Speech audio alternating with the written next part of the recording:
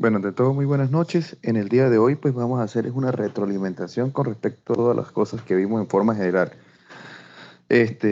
Voy a tratar de hacerlo entre comillas rápido para no demorar tanto. Son 100 láminas que salieron entre comillas de toda la información realmente que uno debería obtener con relación a la semiología, tanto neurológica, torácica y como a nivel de la abdominal.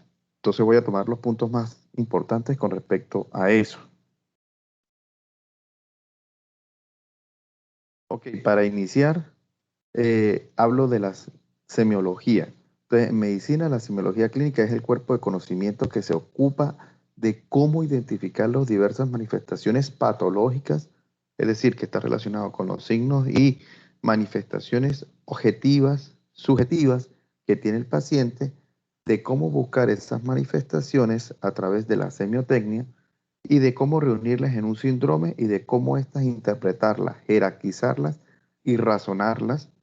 Gracias a ese cuerpo de conocimiento se puede llegar al diagnóstico. Entonces, como ustedes ven, la parte de la semiología es un conjunto de estructura que tiene un método, que es el método clínico, que es a través de un conjunto de pasos que permiten identificar desde lo más básico hasta lo más complejo alguna alteración de la fisiología que tiene el organismo y por lo tanto crear un posible diagnóstico en base a la pérdida del estado de bienestar biofísico social que debe tener el paciente.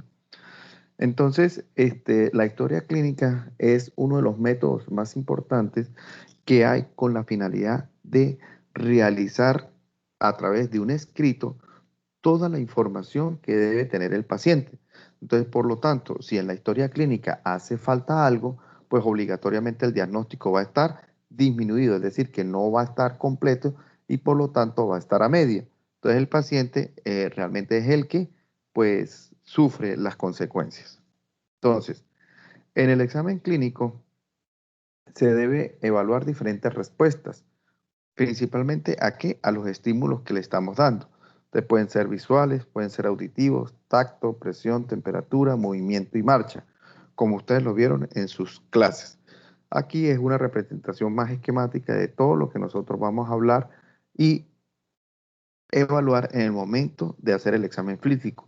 Desde que el paciente llega, nosotros hacemos esta evaluación. Desde muy buenos días, el paciente responde, y así sucesivamente. Entonces, la edad, el peso, la talla, etcétera, etcétera, toda esa información que nosotros vamos hablando, el paciente pues obligatoriamente tiene que estar orientado en espacio, tiempo y persona y por lo tanto pues nos va a dar las respuestas. Al examen físico tenemos un conjunto de métodos, entre los cuales tenemos la inspección, la palpación, la percusión y la ocultación, la cual toda la vida, desde que se creó la medicina, se ha realizado y lo que se ha es mejorado todas estas evaluaciones, solo con el hecho de conseguir alteraciones. ¿En base a qué?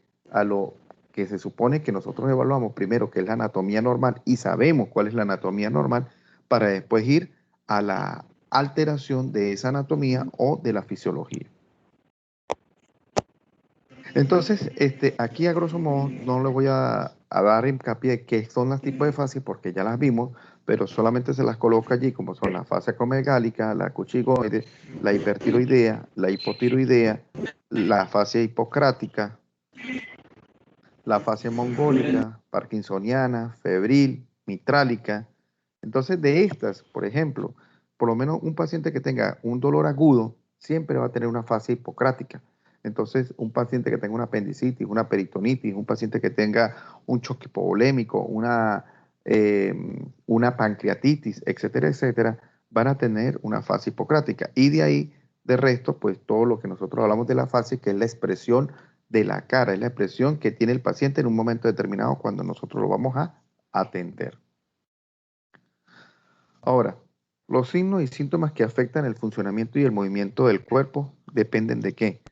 Debilidades o parálisis. ¿Sí? Debilidad es la pérdida de movilidad de una parte y la parálisis es total, es decir, que no se realiza un movimiento. Temblor o dificultad al caminar, la pérdida del equilibrio y la dificultad de tragar. Por ejemplo, en el caso de la pérdida de equilibrio, pues nosotros utilizamos un conjunto de pruebas, porque acuérdense que el cerebelo es el que tiene la información o la que está relacionada directamente con el equilibrio y también que está en relación con los movimientos finos. Entonces, cuando hay alguna alteración, pues obligatoriamente nosotros lo vamos a ver con el paciente.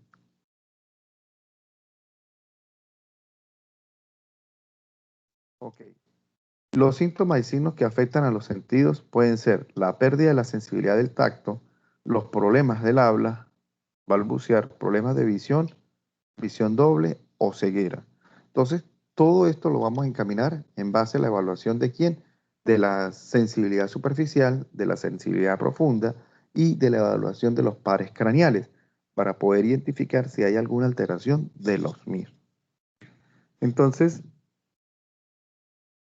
como todos sabemos, pues nosotros tenemos una neurona y esa célula es la que tiene la capacidad de generar una respuesta. Entonces hay diferentes tipos de neuronas que, por ejemplo, son las neuronas motoras, las neuronas aferentes, y a su vez tenemos un conjunto de células que también son neuronales, eh, que tienen funciones mixtas. Entonces, por lo tanto, obligatoriamente nosotros necesitamos saber que ellas obligatoriamente van a tener un núcleo, van a tener un cuerpo, van a tener unas dendritas, van a tener un axón, y ese axón obligatoriamente va a estar cubierto con una vaina de mielina que está conformada o producida por las células de Schwann en los nervios raquídeos y por en el sistema nervioso central. Entonces, entre los síntomas más frecuentes cuando hay alteraciones neurológicas, lo que primero que siempre hemos encontrado es las cefaleas. Entonces, de esas hay diferentes tipos de cefaleas que se pueden producir, que pueden ser migrañas, también son una causa que va a provocar la cefalea, y por lo tanto hay múltiples cefaleas. Ahorita vamos a ver cuáles son las más frecuentes que se pueden producir. Entonces, otros síntomas que tenemos, por ejemplo, el Alzheimer, las epilepsias y la enfermedad de Parkinson. Entonces, como ustedes ven, hay un conjunto de síntomas. Estos son los más básicos. También está la pérdida del estado de conciencia. Entonces, y ahí vemos lo que es la escala de Glasgow, que obligatoriamente tiene una puntuación que es mínima de 3 y una máxima de 15. Y obligatoriamente vamos a evaluar algunas informaciones que la veremos dentro de un ratito. Entonces, todo esto es para identificar si hay alguna afectación. Acuérdense que el sistema nervioso central pues tiene una parte importante que es la transmisión de los impulsos nerviosos a través de axones que van hacia lo que es la médula espinal y posteriormente estimulan a las motoneuronas alfa que se encuentran localizadas a nivel del asta anterior de la médula, y de allí pasa la información eferente que va hacia el tejido. Posteriormente, también nosotros tenemos otro conjunto de neuronas que son ganglionares, que son bipolares, que tienen una rama que se extiende directamente hacia la piel o hacia los demás tejidos, y por lo tanto van a traer la información de allá y van a llevarla hasta el asta posterior de la médula. Posteriormente del asta posterior van a ascender y van a hacer conexiones con el tallo cerebral, con el cerebelo y con el sistema directamente de los hemisferios cerebrales.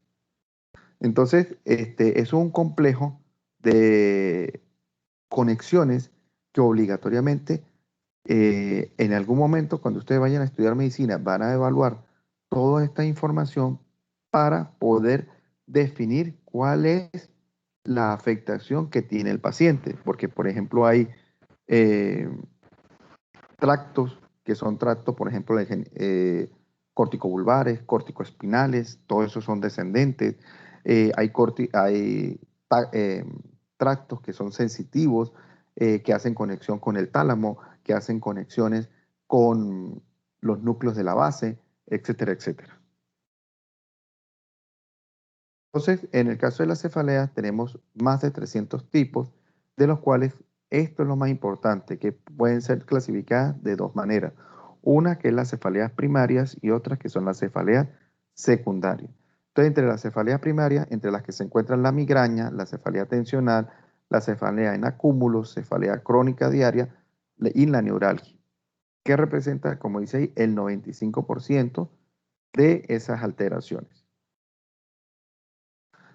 Ahora, las cefaleas secundarias, que suponen es un 5% y realmente nosotros debemos buscar otras causas que la produzcan. Generalmente son instauraciones bruscas que algún trastorno craneal o cerebral, por ejemplo, las hemorragias, los infartos o los tumores, aunque también puede estar causada por infecciones o automedicaciones. Entonces, como ustedes ven, las cefaleas secundarias generalmente es producida por algún trastorno que puede ser por un problema infeccioso, bacteriano, viral, por traumatismos o por la lesión tumoral o que haya una enfermedad cerebrovascular producida por una hipertensión.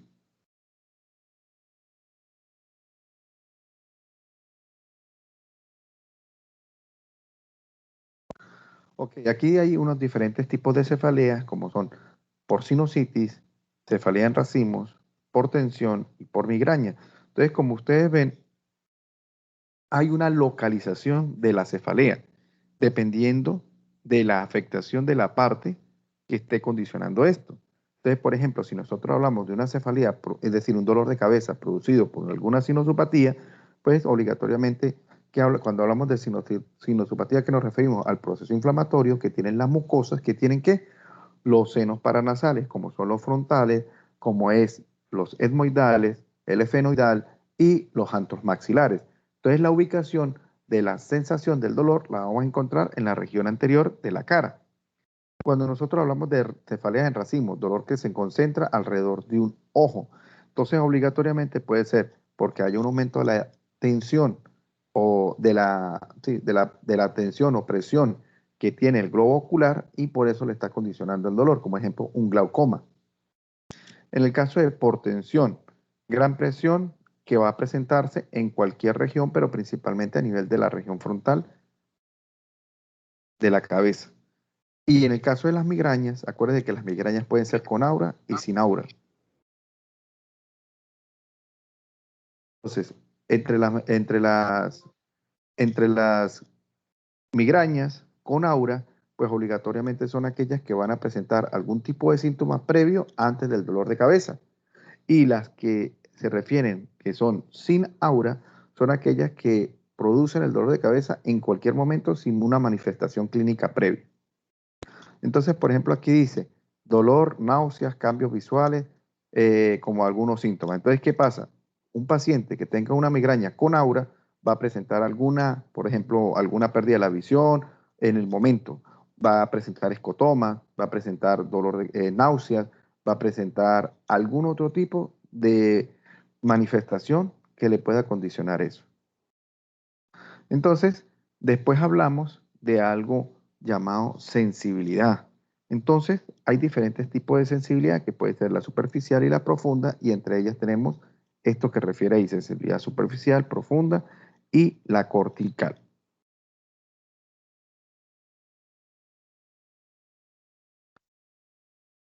Entonces, cuando nosotros hablamos de las sensibilidades, nosotros obligatoriamente pues tenemos una subdivisión. Y por ejemplo, cuando hablamos de la superficial, que es la más, como su nombre lo dice, superficial, está relacionada con la sensibilidad táctil y como dice ahí, protopáctica y epicrítica.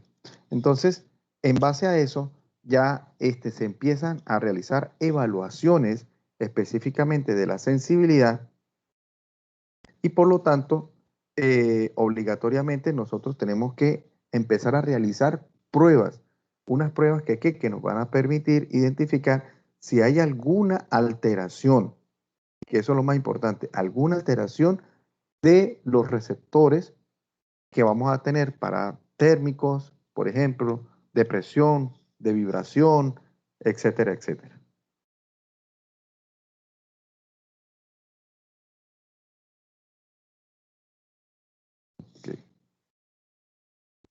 Ahora, la otra parte denominada sensibilidad profunda. Entonces, tenemos un conjunto de alteraciones que se pueden identificar en base también a la evaluación de esta sensibilidad profunda. Como lo dice ahí, tenemos palestesia, tenemos la vanoxia, tenemos la varestesia y la sinestesia. Entonces, todos ellos tienen una especificación. Por ejemplo, si nosotros hablamos de la palestesia, pues se refiere directamente aquí a lo que ustedes hablaron en la exposición, que habla de la sensibilidad a la vibración.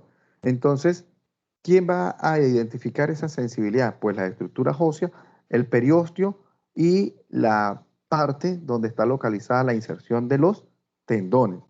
Entonces, son estímulos vibratorios que van a ser generados a través de un dispositivo que nosotros utilizamos, que es el diapasón, el cual se hace un choque o un golpe y él va a empezar a vibrar. Y por lo tanto, nosotros podemos colocarlo en cualquier región y por lo tanto, obligatoriamente se debe identificar la vibración.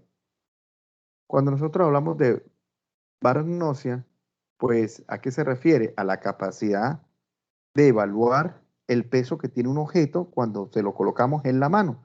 Entonces, por lo tanto, el paciente puede identificar qué peso o cuál la diferencia que hay entre un peso y otro cuando nosotros le colocamos o le definimos que identifique el peso que tiene dos estructuras que le vamos a mostrar.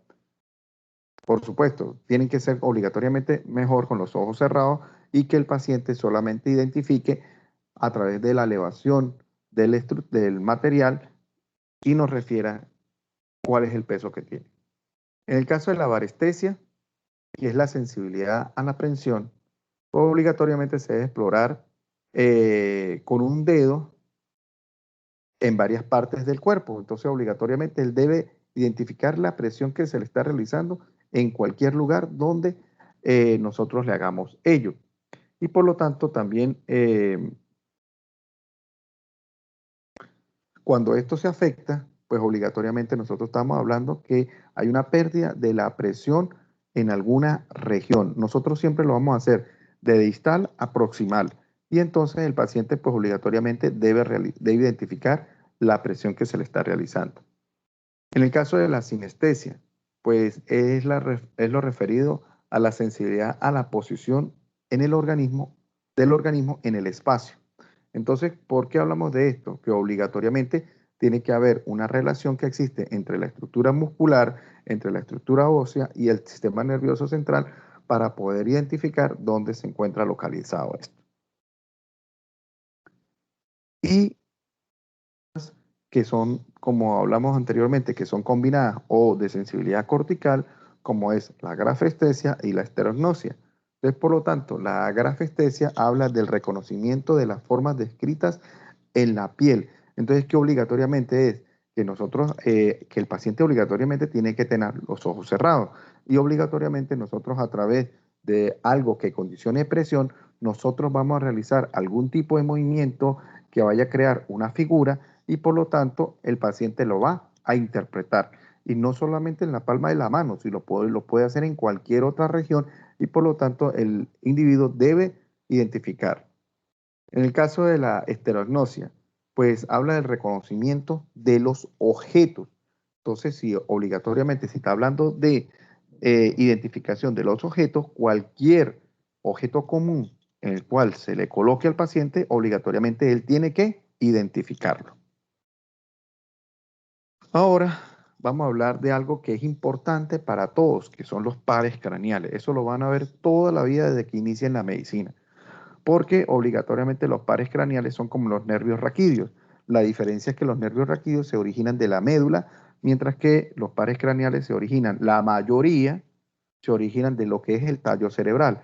Entonces, por lo tanto, hay nervios, por ejemplo, que es el nervio olfatorio, el cual no se produce directamente del tallo cerebral, igual que el otro nervio, que es el nervio óptico, los cuales pues obligatoriamente sus neuronas están periféricas y lo que llega es la actividad de recepción, es decir, la información sensitiva.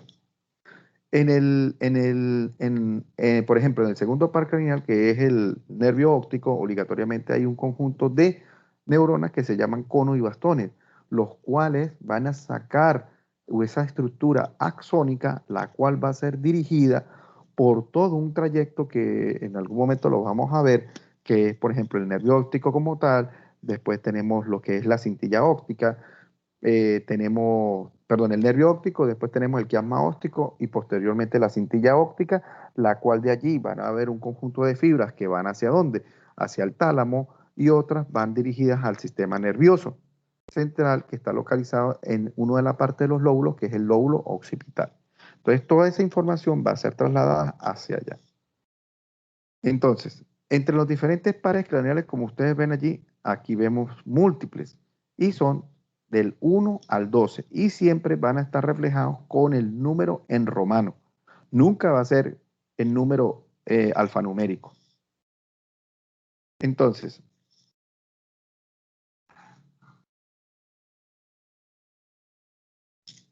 ¿de dónde emergen estos nervios? La mayoría, como les dije anteriormente, pues obligatoriamente emergen de lo que es el tallo cerebral y tienen una,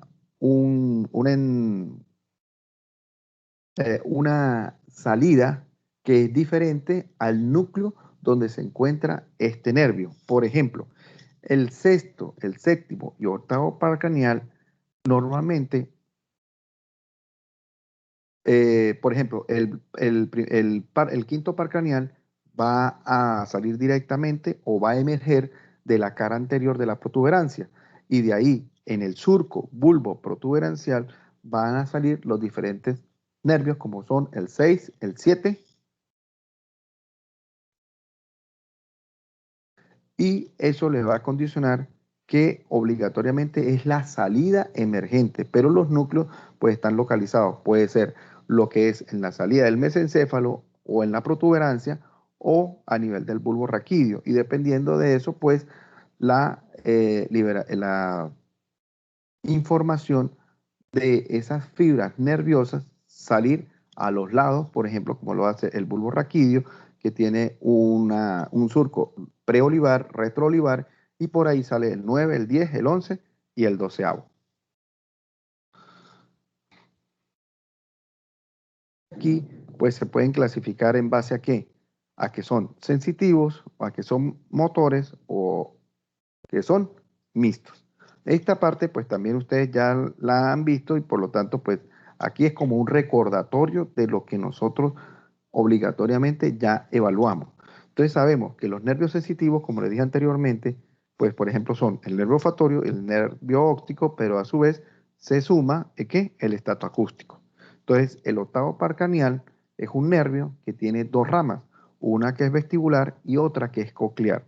Entonces la vestibular es la que está encargada directamente de la audición, mientras que la coclear va a estar relacionada directamente con el equilibrio que tiene el individuo para poder mantener al cuerpo en una posición erecta y realizar desplazamientos sin que se produzca la pérdida de la movilidad y caídas o pérdidas del equilibrio o la generación de qué, de lo que a veces pasa en los adultos, que es el mareo. Tenemos nervios motores como son el motor ocular común, el motor ocular externo, el patético, el espinal y el hipocloso. Entonces, como su nombre lo dice, son nervios motores. Es decir, que la función de ellos es generar un estímulo periférico, es decir, en la placa neuromuscular donde se vaya a insertar. Los nervios mixtos, pues ya hablan de que son sensitivos y hablan que son motores, entre los cuales tenemos el trigémino, el facial, el glosofaringio, el vago. ¿Vamos entendiéndonos mientras tanto? Sí, señor. Entonces, como le dije, de todas formas, esto es un recordatorio de lo que ustedes han expresado en las diferentes exposiciones, y lo único que yo quiero aquí es como seguir un aclaramiento, porque acuérdense que ahorita, por ejemplo, hay estudiantes que colocaron los pares craneales, pero no me dijeron cómo lo iban a evaluar, y eso es importante que ustedes empiecen a saberlo porque ustedes van a ser estudiantes de medicina. Ok, entonces, viendo con esa clasificación que estamos viendo, hablamos de olfatorio, óptico y acústico. Viene la función llevan información desde los órganos esteroceptivos, es decir, periféricos, hacia el encéfalo. Los motores, como dice ahí, oculomotor, troclear, aductor, espinal o accesorio, control de los músculos oculomotores, todos estos que tenemos aquí, porque para eso están estos tres nervios, y el accesorio está relacionado directamente con los músculos que se encuentran a nivel de la espalda, por ejemplo, el músculo trapecio, el músculo esternocleidomastoideo. Entonces ellos van a generar una actividad motora solamente. El mixto, trigémino, facial, glosofaringeo y vago, llevan información sensorial y identifican y realizan también movimientos de las estructuras que se encuentran a nivel de la faringe, a nivel de la laringe y a nivel de la boca. Entonces, a ver qué es lo que puse yo aquí. Ok, entonces ahora aquí vamos a empezar a hablar rápidamente de uno por uno y más o menos cómo se realiza la evaluación de cada uno de ellos. Entonces, nosotros cuando hablamos de este nervio, que es el nervio olfatorio, como ustedes ven allí localizado, está localizado justamente, hay algo que se llama hueso etmoidal. Y en el hueso etmoidal hay una lámina que es la lámina cribiforme, que es la que se encuentra localizada a nivel de la base del cráneo, como cuando nosotros o cuando yo se las expliqué en el momento de la primera clase. Entonces, justamente allí hay la lámina cribosa del etmoide o la cresta que nosotros encontramos allí, que es la cresta Galli. Entonces, justamente en esa estructura laminar, ahí se asienta el bulbo olfatorio y genera digitaciones hacia, hacia el techo de lo que serían las fosas nasales. Entonces allí es donde se va a identificar ese nervio, que es un nervio que es bipolar, tiene una rama o una área sensitiva a este nivel, que es el que estamos viendo aquí, y la otra que se extiende hacia lo que es el nervio olfatorio y de allí para allá hasta que llega a la corteza donde va a ser la evaluación o va a llegar la información. Entonces,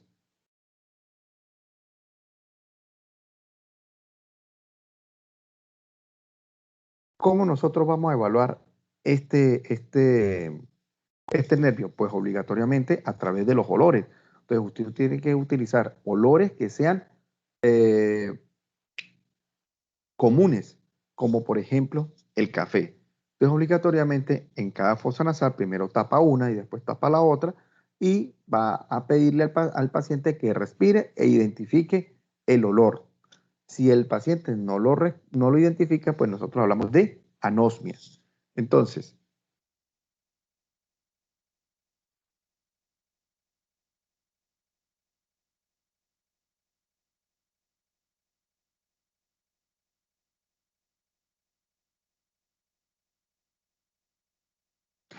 ¿hacia dónde va esa información que estaba hablando que es captada por ellos? Nosotros podemos, como le dijo, podemos utilizar sustancias que no hagan daño tampoco. Usted no le va a colocar a oler cloro porque lo que va a generar es una irritación. Entonces, por lo tanto, ustedes van a utilizar son olores que sean, entre comillas, agradables, por ejemplo, o el olor a chicle, por ejemplo, el olor al café y así sucesivamente cualquier otro tipo de eso. Entonces, esa información que va a ser captada por ese receptor que está allí, ¿qué va a llevar? Esa información la va a llevar obligatoriamente ¿a dónde? A el tálamo, a una región que se llama núcleo dorsal medial y posteriormente a la corteza orbitofrontal. Es decir, que nosotros tenemos a nivel del lóbulo frontal un conjunto de circunvoluciones y las más inferiores, que son las circunvoluciones orbitarias, pues va a llevar esa información a dicho nivel. Seguimos.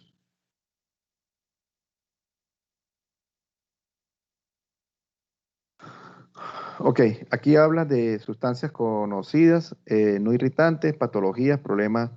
Por ejemplo, estos problemas que dice que son nasosinusales, pues obligatoriamente los problemas que tiene pacientes que tienen hipertrofia de cornetes, pacientes que tienen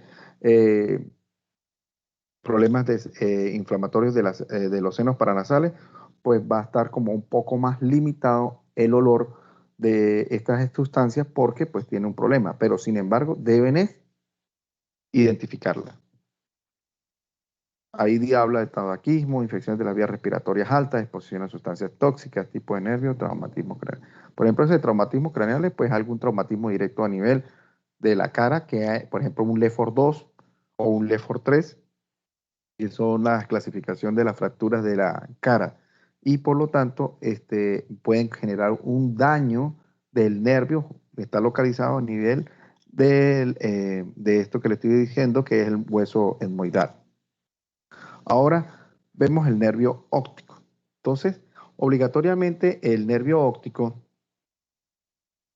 se puede evaluar a través de ¿qué? A través de la agudeza visual, a través de la campimetría, a través de la visión cromática y el examen de fondo de ojo. Entonces, imagínense todas las estructuras que nosotros vamos a evaluar a través de a través de estos métodos anteriormente descritos. Entonces, como ustedes ven allí, nosotros tenemos el globo ocular y por lo tanto nosotros tenemos en el globo ocular tres capas, una capa externa, una capa media y una capa interna. O la capa externa que es fibrosa, una capa muscular que es medial y una capa interna que es nerviosa, que es justamente donde está aquí los conos y bastones. Entonces, obligatoriamente eso va a salir a través del nervio óptico, esos axones. Y posteriormente ellos pueden, unas partes de de esas estructuras nerviosas van a seguir el trayecto que tiene el nervio o se van a decusar, donde a algo llamado quiasma óptico, como ustedes lo ven aquí. Entonces hay unas células que llevan sus axones y siguen el mismo trayecto del nervio óptico, es decir, que si es derecho, sigue hacia el trayecto derecho, pero hay otros que se van a bifurcar y se van a desplazar hacia el lado izquierdo. Entonces, por lo tanto, el quiasma óptico es para decusar. Y posteriormente se va a crear lo que es la cintilla olfatoria, tanto derecha como de la izquierda, la cual va a llevar información hacia dónde, hacia el tálamo también, y también va a llevar esa información a la corteza visual que está localizada, por ejemplo, en el área 17, que es del lóbulo occipital. Entonces, ¿cómo se realiza esa evaluación? Como le dije anteriormente, a través de la evaluación de la agudeza visual, de la campimetría, del fondo de ojo y de la visión cromática. Entonces, con respecto a la agudeza visual, pues se valora a través de ¿quién? De una tabla, que es la tabla de Snell y la cartilla de Hager, que obligatoriamente son usadas para evaluar la visión lejana y la visión cercana que tiene el individuo. Entonces, en el caso de la tabla de Snell, que consiste en una serie de ¿qué? De letras que tienen un tamaño decreciente de mayor a menor y obligatoriamente están colocadas en una distancia que debe estar a los 6 metros. Y por lo tanto, el individuo debe evaluar e identificar esas letras y cuando hay una pérdida de la visión, pues obligatoriamente el paciente o la va a ver borrosa o no la va a poder identificar. En el caso de la cartilla de Hager, pues también muestra, pero una serie de textos, las cuales van en sentido también decreciente, pero la diferencia es que se va a colocar ¿dónde? A 30 centímetros de distancia del globo ocular, permitiendo entonces que el paciente identifique las diferentes letras que están ubicadas dentro de esa cartilla. En el caso de la perimetría o campimetría, pues obligatoriamente cuando nosotros hablamos de los campos visuales, pues el paciente, nosotros evaluamos eh, a través de una información que le vamos a entregar donde, uno, nosotros pues vamos a tapar un ojo, vamos a suponer el derecho que sea mío y el izquierdo que sea de él. Entonces, obligatoriamente, la idea es que evaluando el mismo campo visual es para identificar si la persona percibe o no la movilidad del objeto que va desde la parte más periférica hacia la más central. Entonces, por ejemplo, como él se va a estar ubicado frente a mí, pues vamos a suponer que vamos a evaluar, yo voy a evaluar el del lado derecho del paciente. Entonces, él se debe tapar el del lado izquierdo y yo me voy a tapar el del lado derecho. Entonces, por lo tanto, nosotros vamos a confrontar nuestra mirada y se supone que el paciente debe mirarse en sentido a mí y yo en sentido a él. Y posteriormente vamos a colocar, por ejemplo, desde afuera hacia la línea media, un objeto que puede ser un lápiz y el paciente tiene que identificarlo en todo su trayecto. Así como yo lo debo identificar. Si yo tengo alguna alteración de la visión, pues por lo tanto, pues yo no puedo realizar el estudio porque no voy a poder evaluar con exactitud esta perimetría o campimetría. En el caso de la evaluación del fondo de ojo, pues utilizamos obligatoriamente ¿qué? El oftalmoscopio y vamos a identificar las diferentes estructuras que están allí, como por ejemplo la fobia, como por ejemplo las estructuras vasculares, el fondo retiniano, etcétera. Y con respecto a la visión cromática, pues está relacionada directamente para mostrar al paciente los objetos con colores que son primarios y mirar si puede o no identificarlos.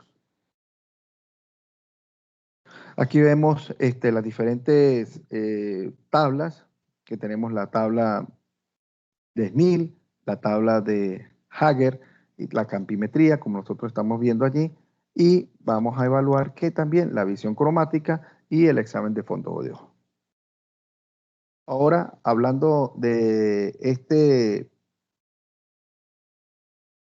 nervio que es el motor ocular y o denominado troclear.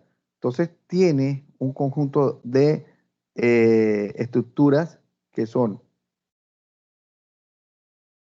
tres nervios que vamos a encontrar. Uno que es el ocular motor, el otro que es el troclear y el otro que es el abducen, es decir, el 3, el 4 y el 6. Entonces, ¿qué van a hacer todos estos nervios? Son motores y por lo tanto nosotros tenemos un conjunto de estructuras musculares que son, por ejemplo, el recto interno, el recto externo, el recto superior, el recto inferior, el oblicuo, que es o denominado elevador del párpado superior y el elevador del párpado inferior o oblicuo mayor y oblicuo menor. Entonces, ¿qué pasa con esos dos músculos? Obligatoriamente todos esos músculos en forma general, que son los 6, van a realizar el giro del ojo y por lo tanto vamos a identificar si hay o no algún tipo de alteración.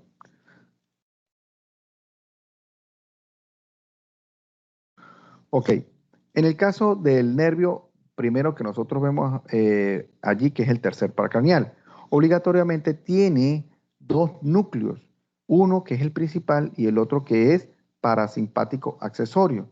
Entonces, ¿qué pasa con esos dos núcleos? Obligatoriamente inervan la estructura muscular extrínseca del ojo, excepto el oblicuo superior, que se encuentra por arriba, acuérdense que es superior e inferior, o lo puedo llamar mayor y menor, y el recto lateral. Entonces, esos dos músculos no los va a inervar, ni el oblicuo superior, ni el recto externo o lateral. Entonces, el núcleo parasimpático va a condicionar ¿qué? Una sinapsis ¿con quién? Con algo llamado ganglio ciliar, para pasar por los nervios ciliares cortos hacia el músculo constrictor de la pupila. ¿Qué significa esto? Que va a ayudar a que se produzca un estímulo de la pupila para poder generar el movimiento de la misma. Y a su vez, pues, ¿qué va a inervar directamente ahí? El músculo ciliar y por lo tanto va a condicionar que se produzca o una relajación o en el caso de que es el nervio ocular, sería un estímulo parasimpático que sería contraer la pupila. Este núcleo recibe fibras corticonucleares que generan o ayudan al reflejo de acomodación y otro que es de un núcleo pretectal para los reflejos fotomotores.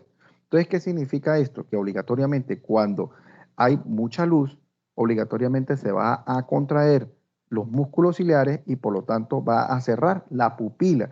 Entonces, eso lo vamos a ver como reflejo del sistema nervioso parasimpático que tiene también información a través de este núcleo oculomotor. Entonces, tenemos motor que va a generar la movilidad de todas las estructuras musculares, excepto el oblicuo superior y el recto lateral. Y a su vez va a ayudar a lo que es que tiene un nervio parasimpático que va a condicionar la constricción pupilar. Ok, en el otro que nosotros tenemos allí, que es el cuarto par craneal, que es el nervio troclear, es más delgado y tiene una ubicación o se extiende desde la región posterior de lo que es el tronco cerebral. ¿Por dónde este sale? Obligatoriamente por detrás del mesencéfalo. Y por lo tanto, él sigue su trayecto en sentido posterior, después lateral, y se dirige hacia adelante para inervar los diferentes músculos, como son el músculo oblicuo superior del ojo. ¿Qué más así? De esto, a ver, seguimos. Ok, el otro nervio, que es el abducen, que es el sexto par craneal, entonces vamos a tener la actividad motora que recibe fibras corticonucleares de los ambos hemisferios, tanto derechos como izquierdos, y del fascículo longitudinal que conecta a los diferentes nervios. Y entonces, ¿cómo vamos a evaluar esta movilidad? El abducen normalmente va a inervar una estructura muscular, como dice el movimiento de aducir, es decir, de sacar el ojo, y por lo tanto estimularía lo que es el músculo recto lateral.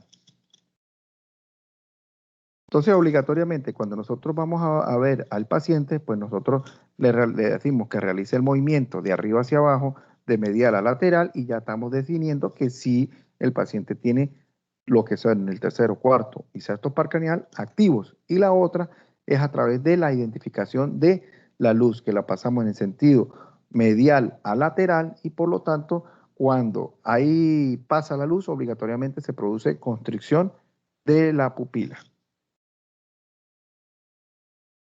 Entonces, aquí tenemos algunas técnicas, como dice allí: motilidad extrínseca, recto superior, medio, inferior, lateral, y así sucesivamente, el oblicuo superior y el oblicuo menor. Y aquí vemos el reflejo pupilar, como ustedes ven allí.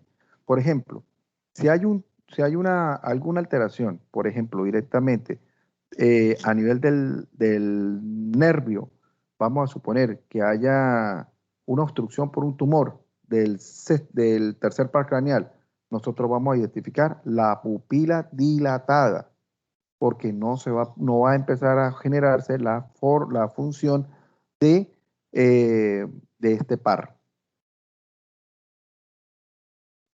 Ok, ahora vamos a hablar rápidamente del nervio trigémino.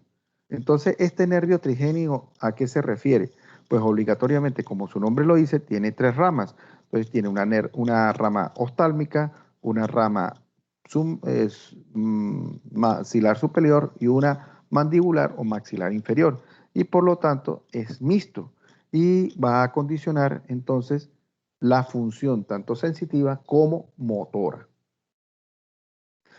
Hay un nervio, este nervio tiene un ganglio, que es el ganglio de Gasser. Entonces, de ese ganglio de Gasser es que se produce la subdivisión de las tres ramas que acabo de mencionar.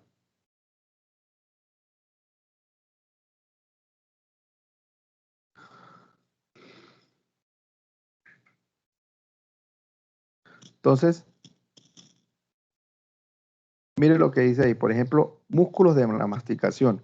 El nervio trigémino, al estimular los músculos de la masticación, es decir, que tienen la función motora, que es para el músculo, ¿cuál sería? El macetero, el pterygoideo interno, el pterygoideo externo y el músculo temporal. Entonces, por lo tanto, esos cuatro músculos van a estar inervados por el nervio trigémino,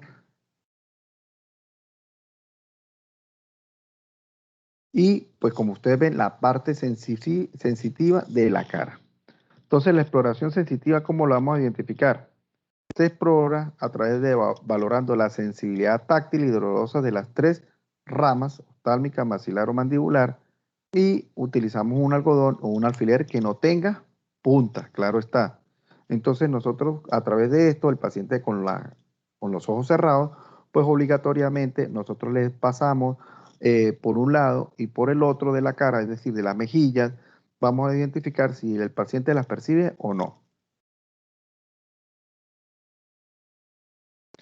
La exploración motora corresponde al nervio mandibular que tiene presentación de fibras sensitivas. Tenemos exploración pidiendo al paciente que apriete los dientes.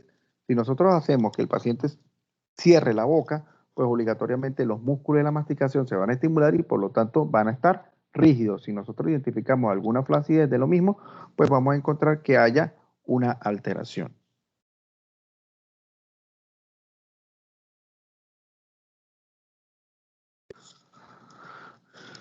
Ok, ahora hablando del nervio facial.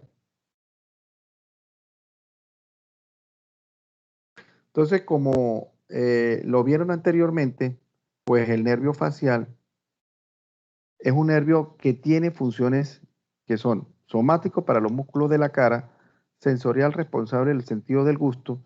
Por eso es que el facial y el trigémino son semejantes, pero ¿cuál es la diferencia? Que el nervio facial va a activar va a tener una actividad motora directamente de muchos músculos de la cara. Por ejemplo, los supraciliares, por ejemplo, el cigomático mayor, el cigomático menor, el elevador del labio superior, el depresor del labio inferior y los submentonianos. Entonces, ¿qué pasa con eso? Pues obligatoriamente, cuando nosotros vemos que hay una parálisis de este nervio, pues nosotros vemos todos los músculos caídos y puede condicionar también lo denominado ¿qué? Ptosis palpebral. Tenemos también la sensibilidad, mire lo que dice ahí, responsable del sentido del gusto de los 2 tercios anteriores, perdón, de la lengua. Entonces, toda esta región en sentido anterior y medial va a ser captada directamente con ese nervio que es mixto.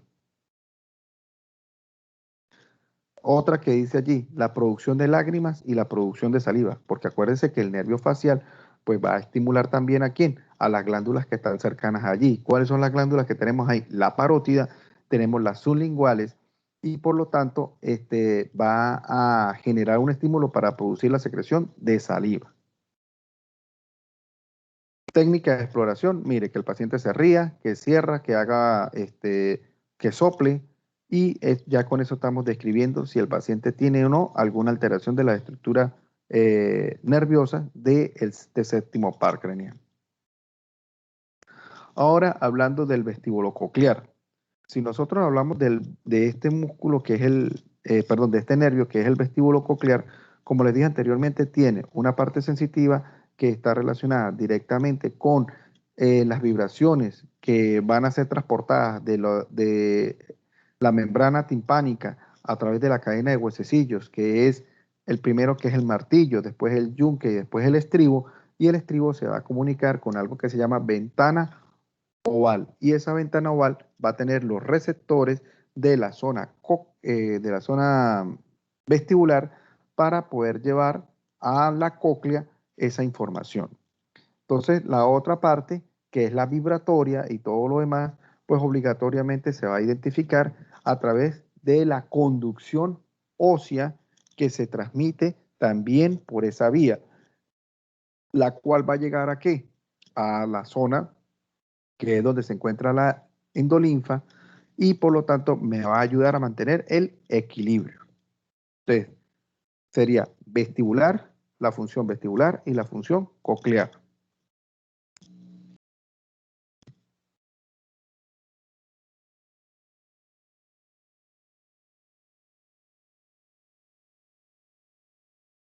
Entonces, ¿cómo vamos a hacer la evaluación de esta parte? Voy otra vez. Tenemos 2 estructuras nerviosas, coclear y vestibular. En el caso de la vestibular, va a llevar la información directamente a la que es la cadena de huesos, sí, a lo que es la endolinfa y perilinfa. La cóclea, que es va directamente a lo que es la audición. Por si acaso lo dije, creo que lo dije mal en la anterior. Entonces, ¿cómo vamos a evaluar esto? Nosotros tenemos tres pruebas importantes. Una que es la de Rainer, otra que es la de Weber, y vamos a expresar información cercana a unos 30 o 60 centímetros de distancia del lugar donde está el pabellón auricular. Entonces, a través de dos pruebas que se utilizan con el diapasón, que es la prueba de Weber y la prueba de Rainer, nos va a identificar si hay alguna alteración de, uno, de la conducción ósea y de algún problema neurosensitivo. Entonces, ¿cómo hacemos esto? Aquí lo refiere. Prueba de la voz cuchicheada, prueba del tic-tac del reloj y las pruebas de Weber y Rainer. Entonces, como ustedes ven en esa imagen de lo relacionado con la estructura del conducto del oído, nosotros tenemos tres estructuras. Uno que es el oído externo, otro que es el oído medio y otro que es el oído interno.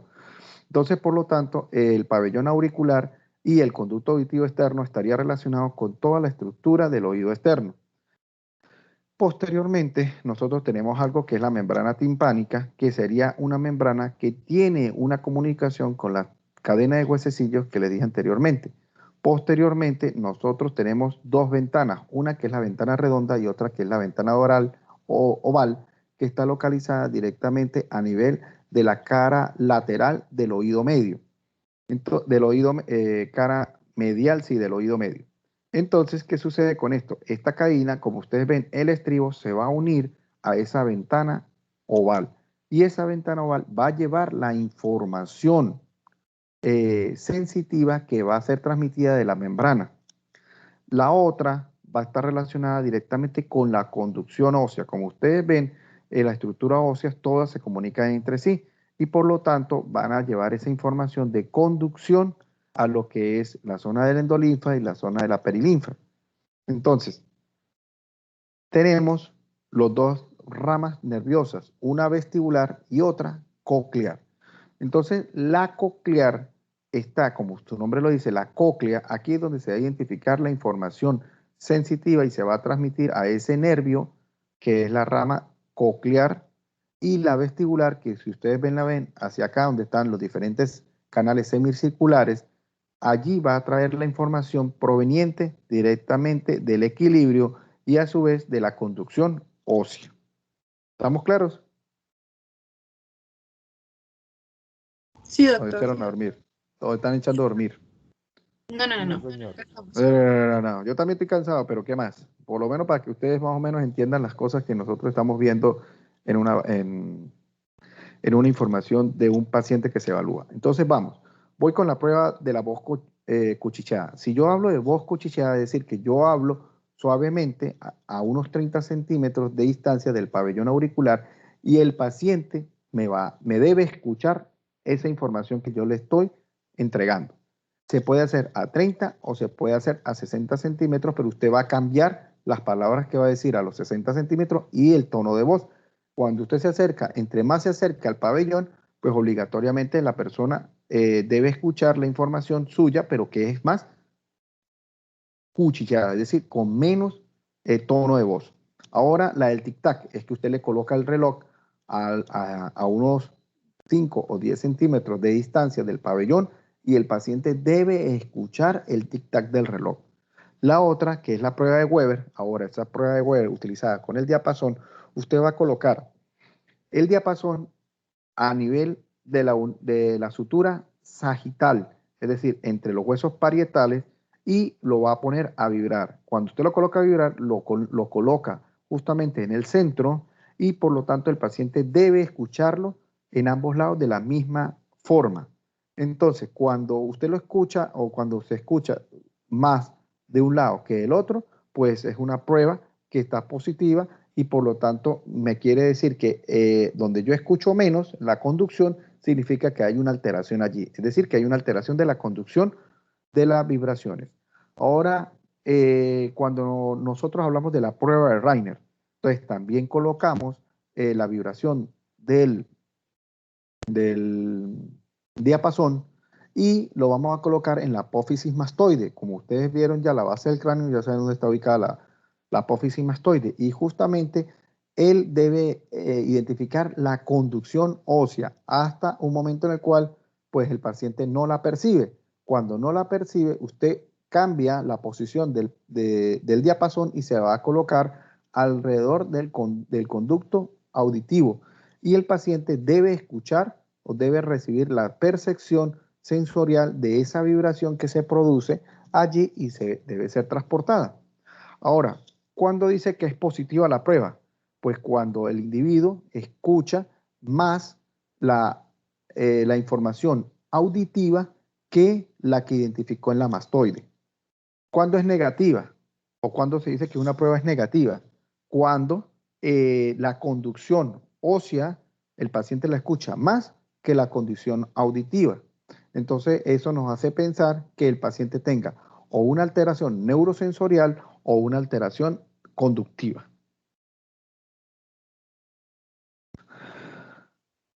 Ok.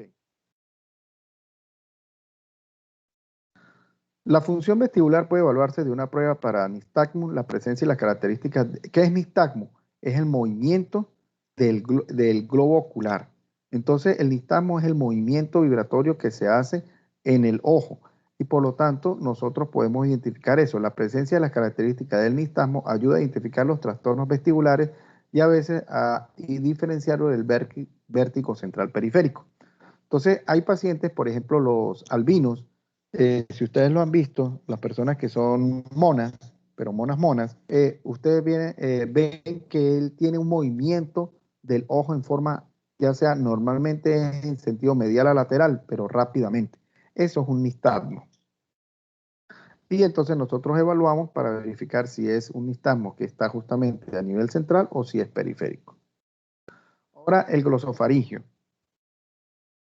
Entonces, en este glosofaringio, el nervio glosofaringio tiene tres núcleos. Un núcleo motor principal que se encuentra en la formación reticular de la médula oblonga y está formado por el extremo superior del núcleo ambiguo y un núcleo parasimpático o salival inferior que recibe las vías aferentes del hipotálamo a través de las vías autónomas descendentes del sistema olfatorio por la formación reticular y desde el gusto por el tracto solitario. Si ustedes ven allí el nervio glosofaringio, pues obligatoriamente se ven diferentes estructuras que van a inervar. Entonces, una de esas que es importante es el paladar blando y lo que es la úvula. Entonces, cuando hay alguna obstrucción o alguna alteración de este nervio, pues obligatoriamente va a identificarse la alteración cuando el paciente dice ah, y entonces usted identifica que la úvula se va para un lado o se va para el otro. Es decir, no se queda en la zona central, sino se va a la derecha o a la izquierda. El núcleo sensitivo recibe información desde los axones periféricos para después ascender y cruzar al plano medial hacia el núcleo espinoso del nervio trigémino. Entonces, ¿qué hacemos con esto? Cuando el paciente nosotros, vamos a ver si lo tengo aquí. No. ¿Qué pasa con esto? Cuando el paciente dice, como le digo, la palabra A y abre bien la boca, nosotros vemos que obligatoriamente debe elevarse el paladar y ubicarse la úvula en la línea media. Si nosotros vemos que hay desviación de la misma y que no se eleva el paladar, hay una lesión de este nervio. Ahora, el nervio neumogástrico vago, este sí tiene de todo. Este nervio tiene mucha información que lleva tanto nerviosa, parasimpática, tiene información que va hacia el corazón, tráquea, laringe, todo lo que es la región del cuello, tórax, nervio frénico, que es rama también de él, va a inervar todo lo que es las estructuras abdominales hasta hasta el ángulo esplénico del colon, todo de allí para acá, y por lo tanto la información que tiene este nervio vago, por eso se llama vago, porque vaguea por todos lados, pues es amplia.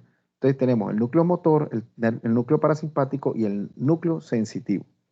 Entonces, el núcleo motor está en la formación reticular y está formado por el núcleo ambiguo, que participa en el reflejo nauseoso. El núcleo parasimpático forma el núcleo dorsal del vago y recibe fibras del hipotálamo y del glosofaringio. El núcleo sensitivo es la parte inferior del núcleo del tracto solitario y recibe información de las sensaciones por los axones periféricos. Como ustedes ven, imagínense, la información que trae y que lleva a todas las regiones es amplia. Por ejemplo, vamos a suponer en el corazón. En el corazón, como tiene una estimulación parasimpática, ¿qué va a condicionar? Que obligatoriamente vaya a generar una disminución de la frecuencia cardíaca. En el caso del simpático va a generar un aumento de la frecuencia cardíaca en el corazón. En otros lados, vamos a suponer en el sistema nervioso respiratorio. Entonces, el parasimpático tiene una función que es producir un neurotransmisor que es la acetilcolina.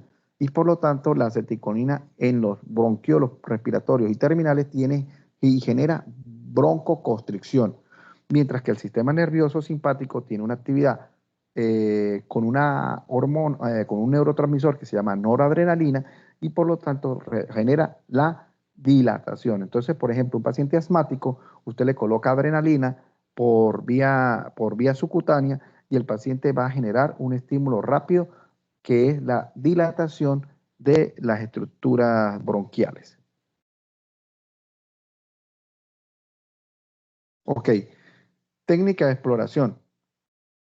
Entonces, aquí tenemos el nervio craneal, que es el glosofaringio, y el nervio vago.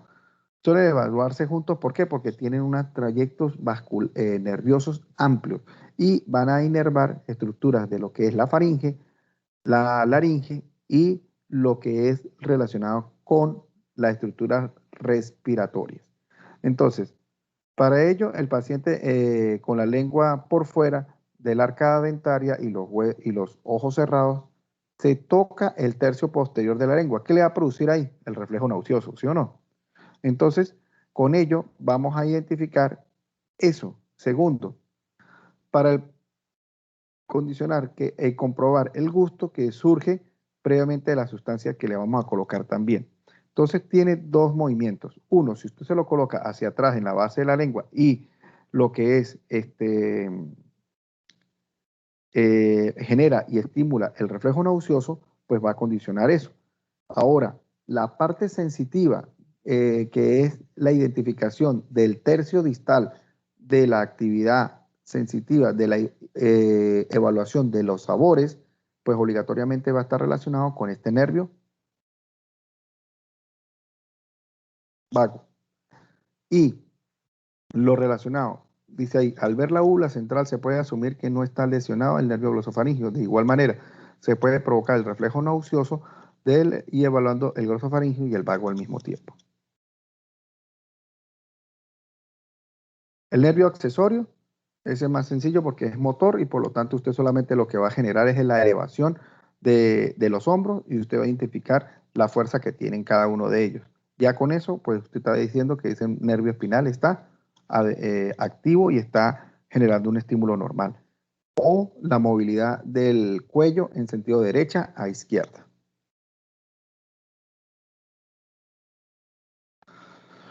Esta es la técnica de exploración, que ya lo sabemos o que ya se lo dije en este momento. Solamente el paciente usted lo coloca, por ejemplo, le coloca las manos encima y le dice que levante. Ahí va a generar la elevación de los hombros.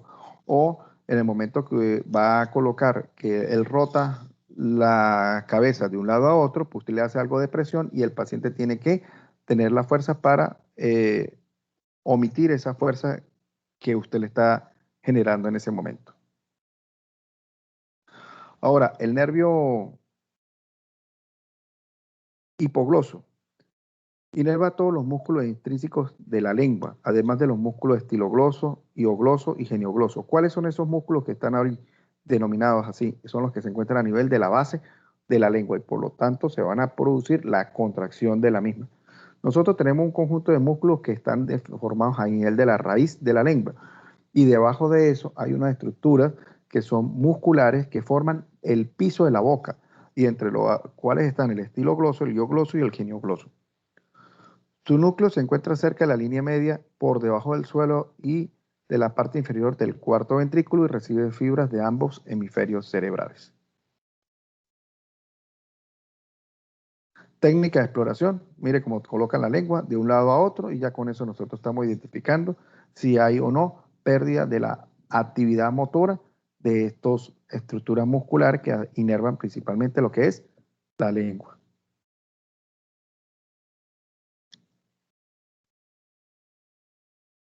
Aquí rapidito la exploración de los signos meningios. Entonces, ¿qué pasa cuando nosotros hablamos de los signos meninges? Dice allí, ¿qué son las meninges? Son estructuras que están conformadas y por tejido que protege a lo que es el sistema nervioso central. Entonces sería los hemisferios cerebrales, el tallo cerebral y la médula espinal. Entonces son coberturas membranosas, son tres, entre las cuales va de externo a interno. Tenemos la dura madre, la aracnoides y la pia madre es la que está pegada a lo que es ya sea el encéfalo o ya sea la médula espinal.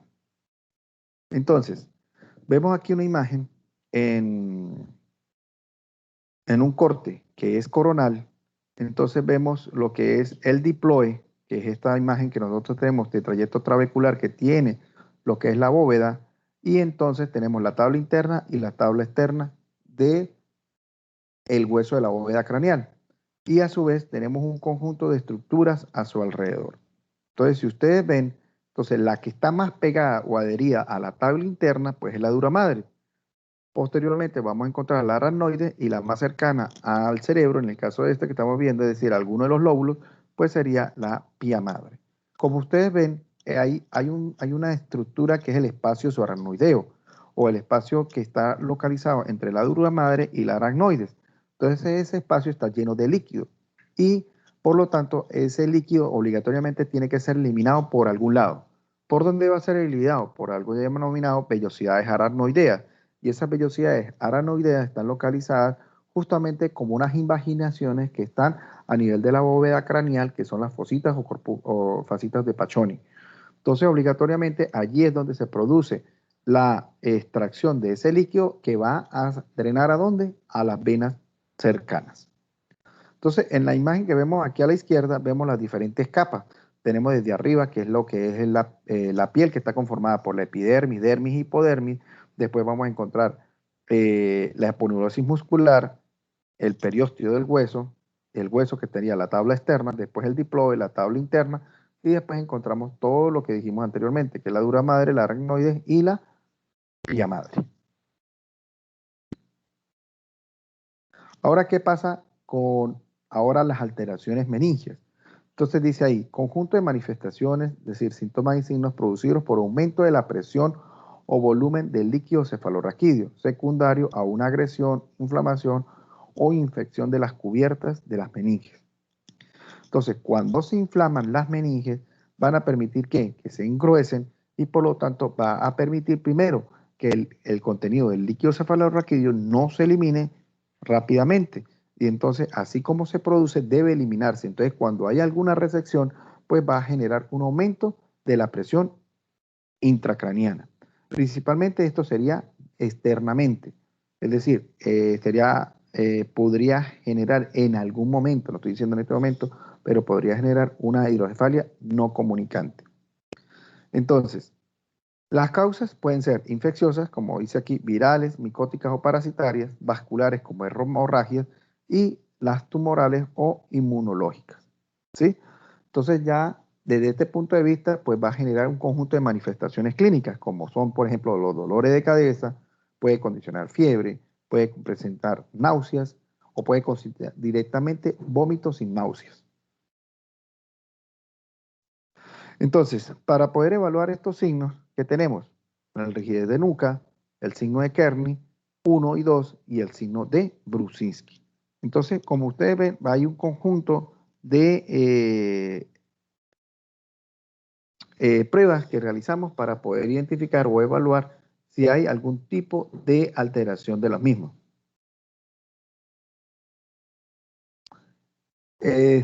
¿Cuáles son ahora los signos específicos que hay cuando hay un síndrome meningio? Que eso es lo más importante. Como les dije anteriormente, ¿qué es? La cefalea, ¿sí? 2, el dolor y la rigidez. ¿De dónde? A nivel del cuello. ¿Qué más va a haber? Irritabilidad. Va a haber hipersensibilidad cutánea, fotofobia. Entonces, ¿qué es la fotofobia? Por ejemplo, usted le coloca la luz al paciente y de una vez él cierra los ojos porque siente de una vez que le va a condicionar mayor dolor. ¿Qué otros síntomas pueden concluir? Como le dije, los vómitos, La,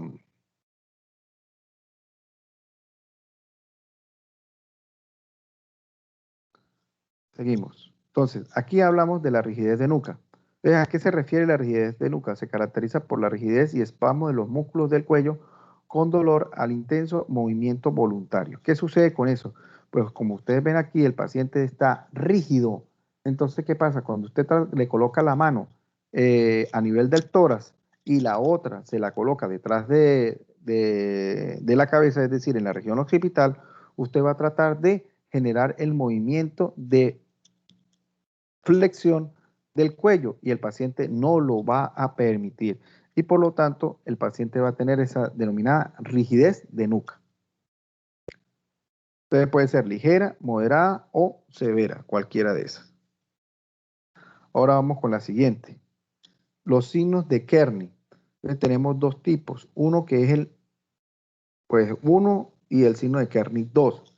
Si ustedes ven aquí dice el Kearney 1, flexión de las rodillas al pasar la posición de decúbito supino asentado, o sea que el paciente está en decúbito supino y de decúbito supino nosotros vamos a colocar la mano detrás de la espalda y lo vamos a tratar de levantar. ¿Qué va a pasar con eso? El paciente va a generar una flexión de las rodillas. Ahora el signo de Kearney 2.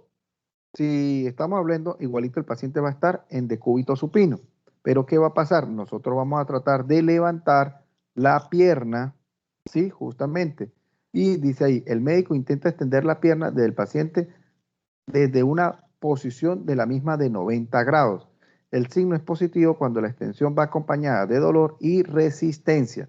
Entonces, ¿qué pasa? Nosotros primero elevamos lo que es la rodilla a unos más o menos 90 grados y posteriormente vamos a empezar a levantar el pie. Entonces, cuando nosotros levantamos, el paciente va a presentar dolor y va a presentar también rigidez que nos va a impedir que se produzca el movimiento. Ahora el signo de Brunzinski. Ahora hablamos del Brunzinski 1 y Brunzinski 2.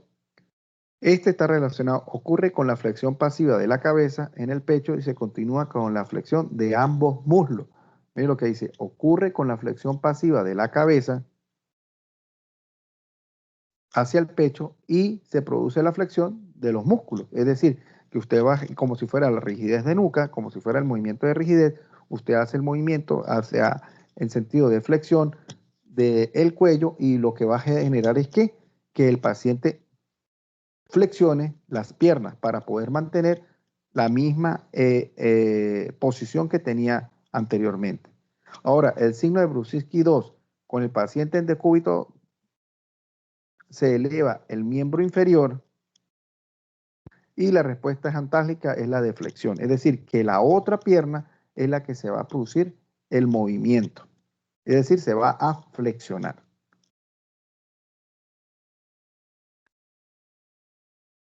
Ahora hay uno que es el fructis de la mejilla, que al efectuar la presión contra la mejilla o por debajo del cigomático ocurre la flexión refleja de los codos con una sacudida hacia arriba de los brazos. Y el signo de Brunzinski de la sínfisis púbica, presión de la sínfisis púbica que se continúa con la flexión de ambas extremidades inferiores. ¿Qué significa? Que usted le coloca presión sobre la sínfisis del pubis y él va a flexionar las rodillas. Siempre, como le dije anteriormente, los signos de Brunzinski están relacionados directamente con la flexión de las rodillas, ¿sí? Entonces usted levanta, flexiona o trata de flexionar la nuca y va a generar la flexión de las rodillas. El Brunzinski 2 va a hacer el mismo procedimiento que es ahora levantar una pierna y va a tratar de extenderla y se va a producir la flexión de la rodilla contralateral. En el caso de estos Brunzinski de la mejilla, pues cuando se estimula, pues estimula que genere un movimiento de sacudida de los brazos y el de la sínfisis de pubis también va a generar una flexión de las rodillas. Bueno, con esto terminamos lo que es la parte del sistema nervioso central. Entonces espero que les haya gustado un poco la información. Esto es rápido porque realmente, como ustedes vieron, el sistema nervioso central es demasiado amplio, tiene diferentes características y por lo tanto lo que me interesa a mí es que ustedes sepan lo que más o menos se debe hacer para poder realizar la evaluación de los diferentes partes sensitivas, partes motoras de las estructuras que conforman lo relacionado al sistema nervioso central y sistema nervioso periférico. Y las posibles patologías. Por ejemplo, hay uno que es el signo de Romberg, que no se los comenté, pero sí le dije información con respecto al signo de Romberg, que es que el paciente, cuando hay alguna alteración neurológica a nivel del cerebelo, ¿qué pasa con ello? El paciente, usted lo coloca de pie, que el paciente te coloque los pies unidos uno hacia el otro y debe cerrar los ojos. Cuando el paciente se tambalea hacia un lado o hacia el otro es porque hay pérdida del equilibrio y por lo tanto debe haber una alteración neurológica a nivel del cerebelo. ¿Cuál es la otra? Que ese mismo paciente cuando se mantiene así, después le decimos que haga unos pasos hacia adelante con los ojos cerrados, por supuesto está. Y cuando él va a colocar el paso hacia adelante, él va a condicionar movimientos que va a tratar de perder el equilibrio. Y entonces eso nos hace pensar también que hay una alteración neurológica a nivel del cerebelo. Vamos a dejarlo hasta aquí.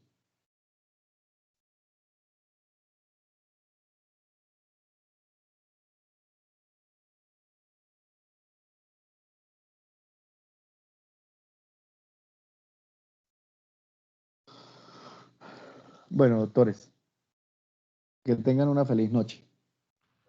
Gracias, Gracias, Doctor, igual. Hasta luego, doctor. Le vuelvo a decir, Hasta luego. Gracias.